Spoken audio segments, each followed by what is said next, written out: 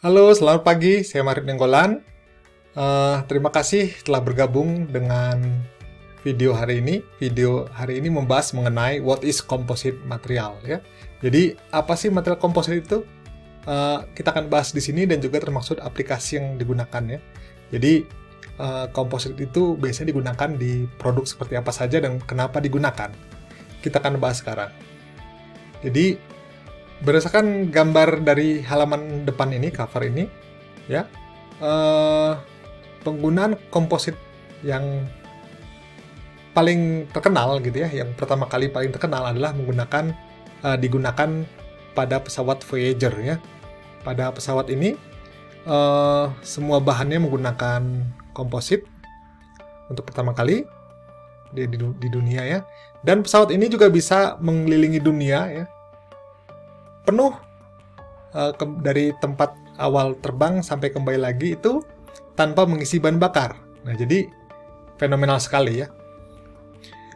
Lalu ada juga penggunaan komposit untuk perlindungan diri. Jadi untuk polisi yang bertugas itu agar tidak kalau tertembak tidak mengakibatkan kematian gitu ya. Jadi menggunakan komposit Kevlar yang dipakai ya. Lalu bisa juga digunakan untuk pelindungan ekstra, nanti ada namanya komposit, jadi selain Kevlar ditambahkan dengan keramik gitu ya, keramik biasa di dada ya, seperti ini. Ini biasanya untuk militer ya, kalau misalkan dia tertembak dengan senjata yang cukup berat, bukan hanya pistol gitu ya, jadi bisa tetap tertahan ya, tetap hidup. Bisa juga untuk membangun atau membuat tangki ataupun perahu-perahu yang terbuat dari fiberglass. Contohnya juga pengaplikasian pada mobil ya, yang terkenal mobil BMW ini elektrik ya, i3 itu dia pakai sistem monokok yang berbahan karbon ya, karbon komposit sebagai bahannya. Kita membahas pertama mengenai Voyager ya. Nah ini pesawat yang hampir seluruh bagiannya ya itu terbuat dari komposit ya. Kompositnya ada grafit ya, honeycomb, jadi grafit honeycomb seperti sarang lebah gitu ya. Itu berangkat dari Edward ya, California, jam 8 IM Pacific Standard Time ya, waktu di California. Pada Desember 14, 1986, lalu balik kembali 9 hari kemudian. Jadi 9 hari mengelilingi bumi. Pada tanggal 23 Desember 1986. Jam 8 lewat 5 menit. Kalau tadi jam 8 lewat 1 menit. Oke lah. 9 hari lewat 4 menit ya, tapi oke. No problem, 9 hari ya. Pilotnya ini Dick Rutan and Gianna Yeager. Lalu desainernya Burt Rutan ya. Ini luar biasa fenomenal tahun 1986.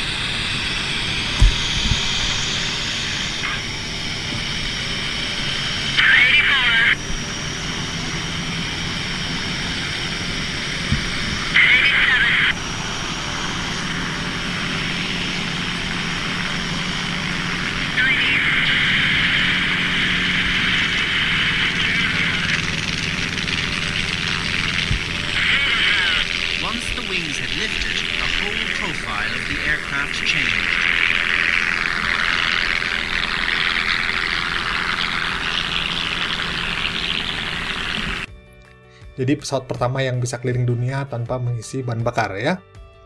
Kalau mau lihat linknya bisa langsung ke sini. Oke.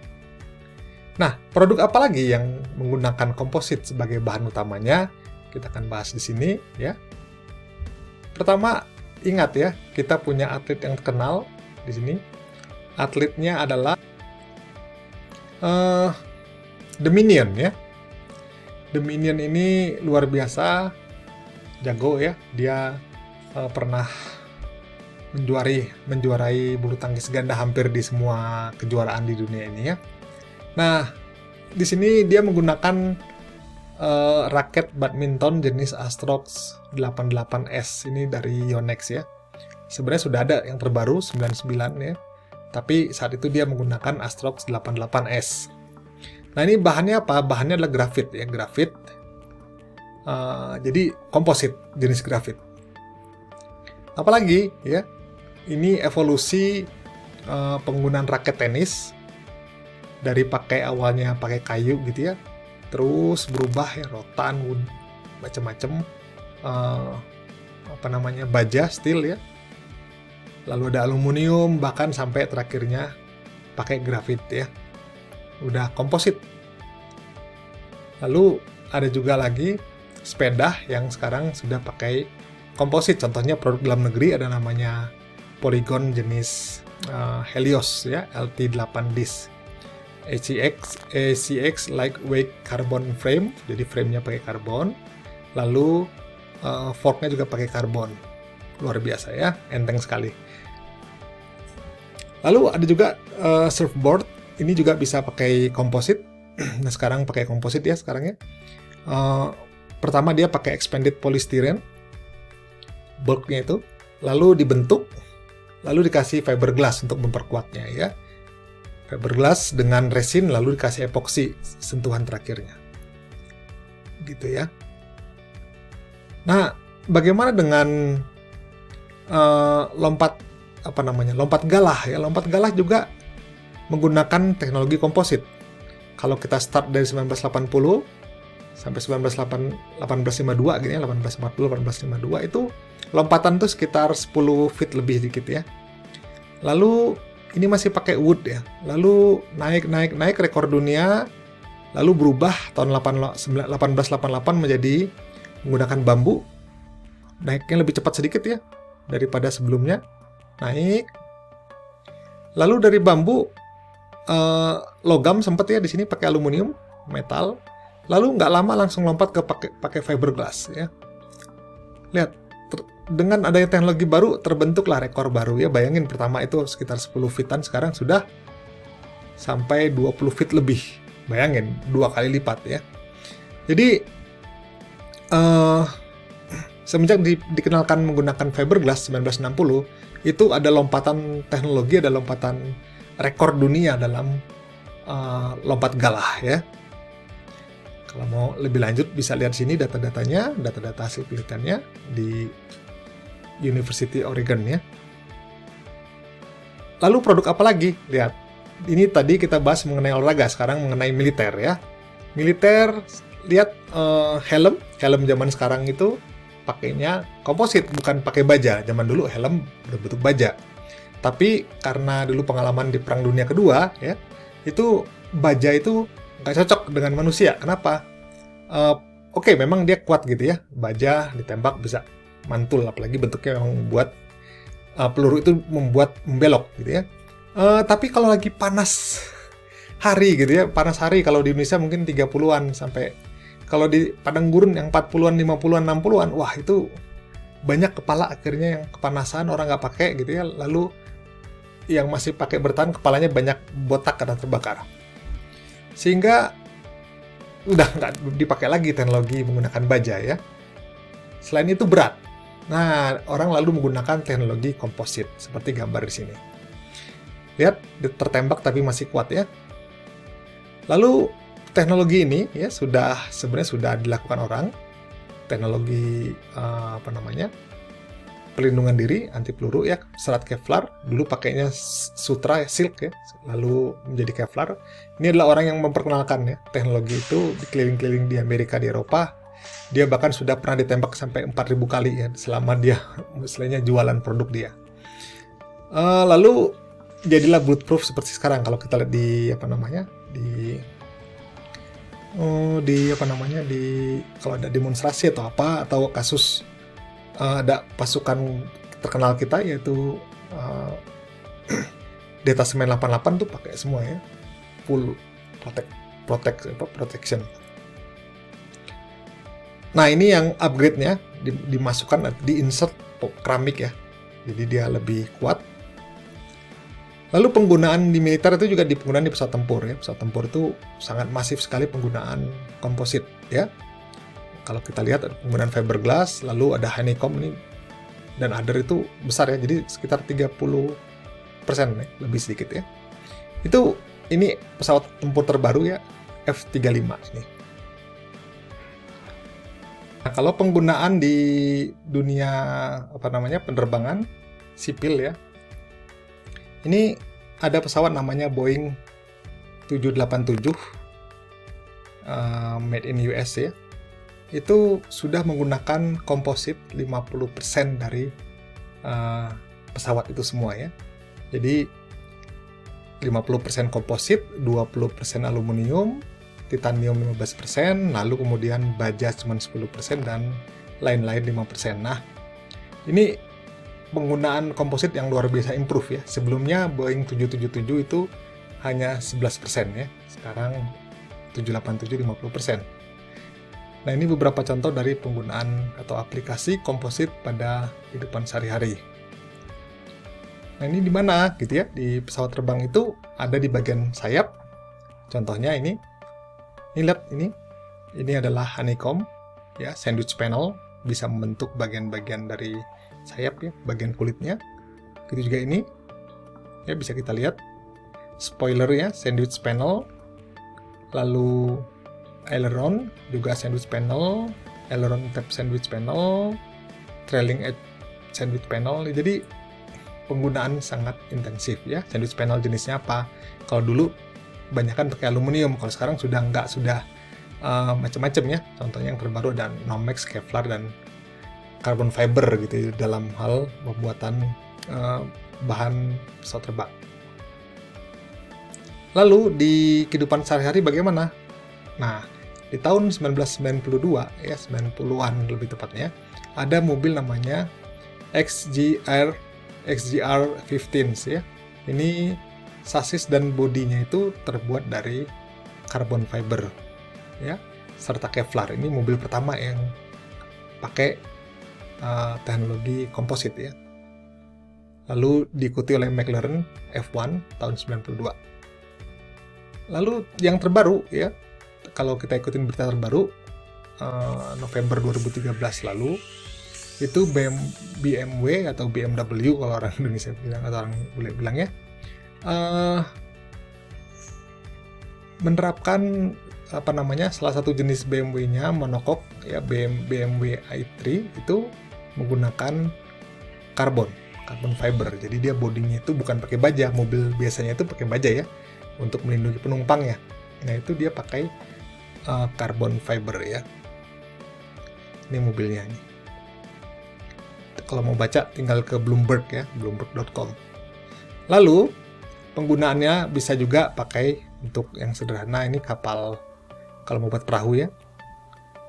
Lalu ban mobil itu juga komposit karena ada beberapa jenis material yang digabung jadi satu, ada karetnya sendiri rubber. Lalu ada benang-benang ya, namanya ply ini, cap ply, lalu ada polyester casing, inner liner, ada bead sampai bead wire, jadi kawat. Nah, jadi kalau kamu punya bannya itu dipakai lama, itu nanti keluar kayak ada benang-benangnya. Nah, itu ditambahkan di situ untuk memperkuat ban, bahkan ditambahkan juga baja di bagian sini, kawat baja ya. Kalau terbakar ban itu keluar kawat bajanya, atau kalau misalkan dia robek kelihatan ada kawat baja. Jadi bukan ban karet semuanya ya, atau bahkan orang bilang ban mati. Enggak, pesawat terbang juga bannya enggak ban mati ya, bannya sama seperti ini. Lalu bola buat baseball itu juga komposit bisa kita bilang, karena banyak layer, banyak jenis material yang digabung jadi satu. Contohnya ini bagian dalam ini seperti gabus gitu ya, cork gitu, gabus. Lalu ada karet gitu, dilapisi karet, lalu ada dilapisi sama yarn itu benang, lalu dilapisi sama kulit bagian luarnya, lalu dijahit. Jadi banyak penggunaan atau aplikasi dari komposit yang ada dalam kehidupan sehari-hari. Nah, pertanyaannya, komposit itu apa ya? Kalau saya tulis di sini ya, saya coba mengartikan, itu adalah kombinasi dari dua atau lebih material dengan sifat yang berbeda ya, ada satunya lebih kuat, satunya ulet gitu. Jadi nanti kita gabungkan jadi satu untuk mendapatkan sifat yang lebih baik atau lebih spesifik ya. untuk melakukan sebuah pekerjaan atau tugas. Nah, di sini ada gambar segitiga. Jadi, komposit itu di mana? Karena kita ada belajar metal, ada keramik, ada polimer. Komposit itu adalah gabungan antara ini. Misalkan metal dan seramik. Namanya metal seramik komposit, ya. Lalu metal dan polimer, ya. Metal polimer komposit, lalu seramik dan polimer. Seramik polimer komposit. Nah, kalau kita dari matriks macam-macam ya, polimer matriks, metal matriks, dan seramik matriks. Jadi matriks itu apa? Nah, kita masuk ke slide berikutnya, ya. Di sini bagaimanakah material komposit terbentuk itu? Paling tidak ada dua jenis, ya. Contohnya saya masukkan di sini material jenis A. Material jenis A ini high strength, high modulus elasticity, lalu brittle, contohnya fiberglass. Jadi fiberglass itu serat kaca, ya, serat gelas. Lalu material yang yang kedua itu adalah ulet, contohnya sifatnya ulet, high modulus elasticity dan ringan, ya, ringan. Ini brittle harusnya enggak ya, not brittle ya. Contohnya apa? Resin ya. Kalau bisa yang not brittle, karena sini sudah fiberglass cukup brittle ya. Ini not brittle atau ulet lebih tepatnya. Lalu digabungkan jadi satu, namanya komposit, yaitu fiberglass komposit ya. Sifatnya apa? Sifatnya mendapatkan sifat yang baik ya. Pertama, dari material A dapat sifat high strength dan high modulus elasticity. Lalu dia dapat sifat kedua dari material B, yaitu ringan. Jadi fiberglass itu kuat dan ringan. Itu alasan orang menggunakan fiberglass ya. Nah, bagaimana ya komposit itu secara detail? Kita bisa lihat. Pertama ada namanya fiber di sini. Fiber atau orang bilang namanya reinforcement, penguat. Lalu ada namanya matriks sebagai pengisi, pengikat. Jadi digabung jadi satu seperti ini. Nah, jadi kalau kita punya yang disebut tadi komposit fiberglass itu ada serat kaca atau fiberglass plus resin sebagai matriks pengisi. Ya. Fungsinya apa? Mengikat antara satu buah fiber dan fiber lain, sehingga kalau ada gaya yang bekerja, dia akan terdistribusi bukan hanya satu fiber, tapi banyak fiber. Ini contoh-contoh reinforcement-nya. Contohnya adalah high strength, matriksnya, ini matriksnya tadi ya, contohnya resin atau material lain. Good shear properties, jadi kompositnya high strength. Kalau reinforcement-nya high stiffness, lalu matriksnya low density jadi high stiffness dan ringan ya, dan seterusnya. Oke. Lalu kita masuk ke terminologi atau klasifikasi dari komposit. Jadi udah mulai masuk apa itu komposit, sudah dibahas bahwa komposit itu gabungan dua atau lebih material yang digabungkan untuk mendapatkan sifat yang baru atau sifat yang lebih baik untuk mengerjakan sebuah pekerjaan yang spesifik ya. Nah, ada matriksnya itu, kalau kita dari segi matriks namanya MMC, metal ya. Matrix komposit, lalu seramik metal seramik matriks komposit. Jadi ini metal matriks komposit, seramik matriks komposit, dan polimer matriks komposit. Nah, kegunaannya matriks adalah sebagai fasa yang kontinu yang mengikat antara fiber satu atau reinforcement satu dan reinforcement yang kedua dan seterusnya. Jadi fungsinya adalah transfer stress ya. Lalu dia melindungi fiber ataupun reinforcement di dalamnya dari lingkungan. Jadi dia bisa melindungi dari proses-proses korosi ataupun proses degradasi lain. Lalu disperse phase atau reinforcement atau penguat. Jadi kayak manusia itu matriks itu dagingnya, disperse phase atau reinforcement itu tulangnya ya.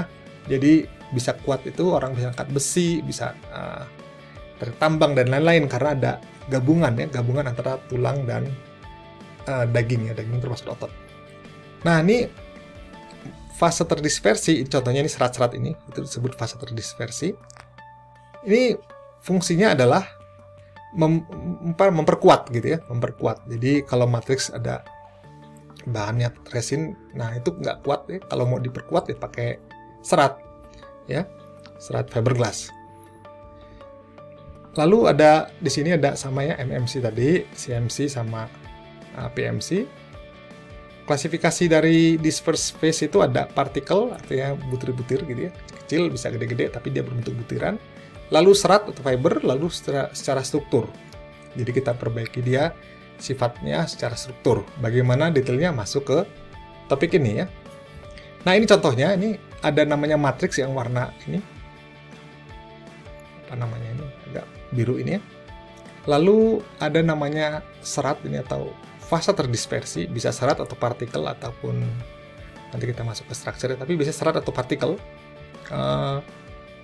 Ada di sini. Ini kalau misalkan beda yang ini dan bawah, ini kayak konsentrasinya berbeda atau ukuran yang berbeda, bentuk yang berbeda, distribusinya yang berbeda ya, ataupun orientasinya berbeda.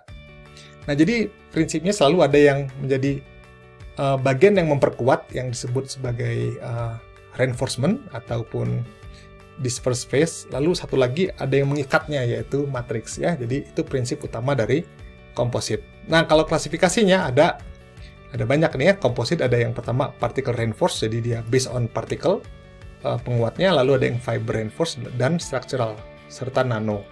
Yang kita bahas tiga ini, partikelnya ada yang bisa besar ataupun yang kecil gitu tapi terdispersi, tersebar, lalu ada fibernya ada yang pendek, ini maaf pendek ya. Lalu ada yang panjang, lalu yang pendeknya align dan random. Structural ada laminate sama sandwich panel. Nah, itu akan kita bahas lebih lanjut pada video berikutnya ya. Jaga tanggal mainnya ya. Oke, silakan kalau ada pertanyaan langsung masuk ke kolom komentar. Oke, saya Marun Enggolan, sampai jumpa.